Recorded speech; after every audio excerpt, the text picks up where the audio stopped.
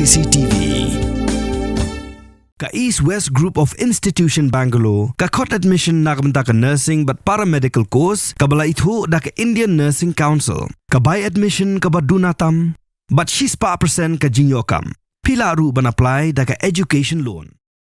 U Joziah Daman Laloo, u khana school jongka St. Anthony's Higher Secondary School laim khana Shillong, u bayo ya ka kerdan second position ha ka top 10 ha ka examen Higher Secondary School Leaving Certificate ha ka art stream bala penmara result da ka Meghalaya Board of School Education ha ka Southrik u Jemmang Arja Penrio, u laong ba unshim ya ka English kum ka honor subject, but u donru ya ka jingang nuat banlong u professor. Ha ka jingkran bat kilat patai khubor ula ongru bakani ka jing pas bha jong u kadai namar ba u jupenlien ban shina ya ka routine krekod man la kasi khanang ba ka por kan om sabai. My name is Joziah Daman. I secured the second position in the art stream in the HSLC examination. Well, I'm planning to major in English literature and I plan to become a professor.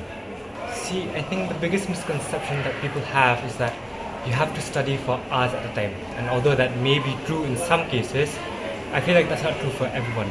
So for me personally, I studied whenever I felt like it, and I also took breaks whenever I felt I needed it. I think everyone just needs to find their own study pattern. The main thing is that people often look at toppers as the ideal students and they have to follow their routines, but not everyone can commit to the same routine that other people have. So the main thing I want to advise other students is have a study routine that works for you, and as soon as you find that study routine, commit to it. That's the only thing that I want to say.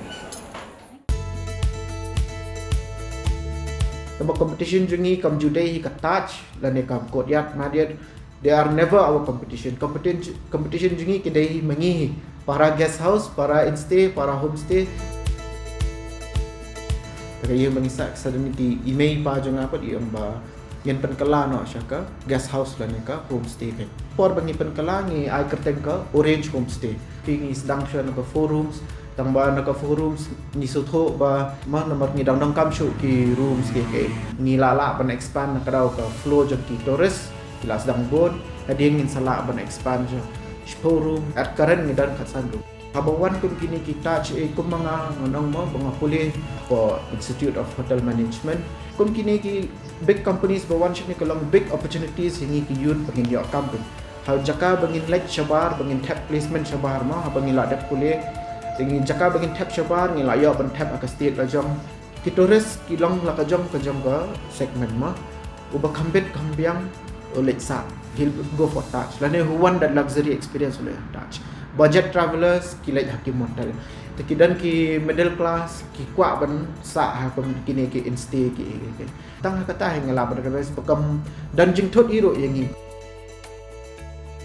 ngai baka acknowledge tot ya baro homestays owners la ne ki instay la ne kiwai ki bentaro recently ngadang show receive kawai ka award ma katin ba ka gold award jang tu sustainable Indian tourism New York ka orange instay ma to ka ko tekan ka ni kawai company ba ka government hi ka acknowledge lo dia boro ka trahi ban promote lo dia boro.